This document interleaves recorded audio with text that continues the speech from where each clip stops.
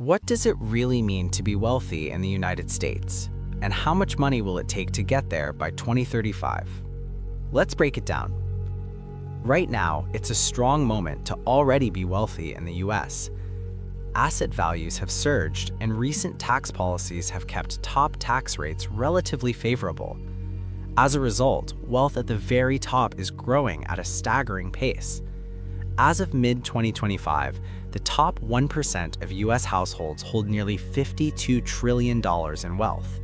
If you widen that lens to include households in the 90th through 99th percentiles, the total jumps to almost $113 trillion.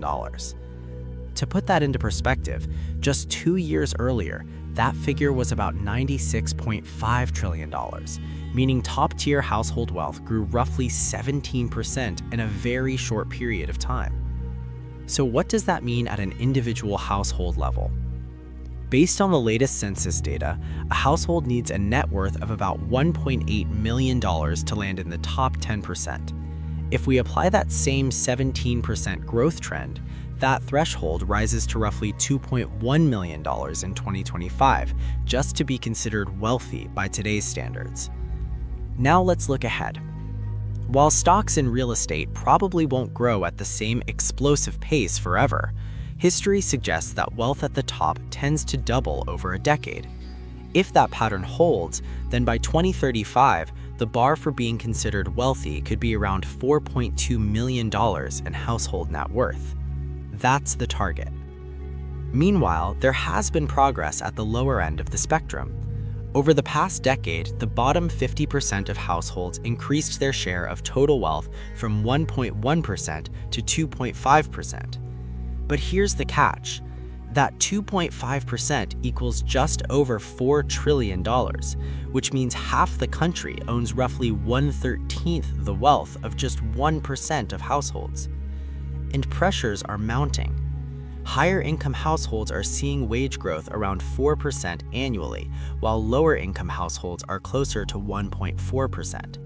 Spending is also rising faster among higher earners, a sign that financial momentum is increasingly concentrated at the top. So what does this mean if your goal is to reach that upper tier? The reality is this. Slow salary growth and modest savings alone are unlikely to get you there, especially in a world where inflation remains elevated. When researchers look at how wealthy households build their net worth, a clear pattern emerges. The biggest drivers aren't just cash savings, they're real estate, stocks, and mutual funds, and ownership stakes in businesses or professional equity. That's where the leverage is. A strong place to start is by increasing how much you invest. Traditional retirement advice suggests raising your contribution rate by about 1% per year, which can dramatically improve long-term outcomes without feeling painful in the short term. But if your goal is wealth, not just retirement, you may need to be more aggressive. One approach is increasing both retirement and non-retirement investments by 1% per month, up to a level where you can still comfortably cover your essentials. That kind of discipline compounds quickly. As your investment base grows, something else happens. You gain optionality. You might feel comfortable leaving a stable job to start your own business, or you may take a role at a startup with lower base pay but meaningful stock options. If you're already used to living on less because you invest aggressively, those paths become realistic. And if timing, effort, and a bit of luck align, those equity positions can be transformational.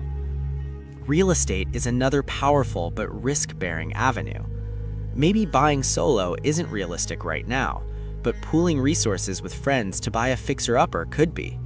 Instead of paying rent, you're paying down a mortgage. Maybe you rent out an extra bedroom. Maybe you improve the property over time. And if the market cooperates, you could sell for a meaningful gain a few years later. Or perhaps you inherit a family home. Instead of selling it outright, you might rent it, generate income, and allow appreciation to work in your favor over time. None of these strategies guarantee wealth, but compared to a purely savings-based approach, they can dramatically accelerate your progress.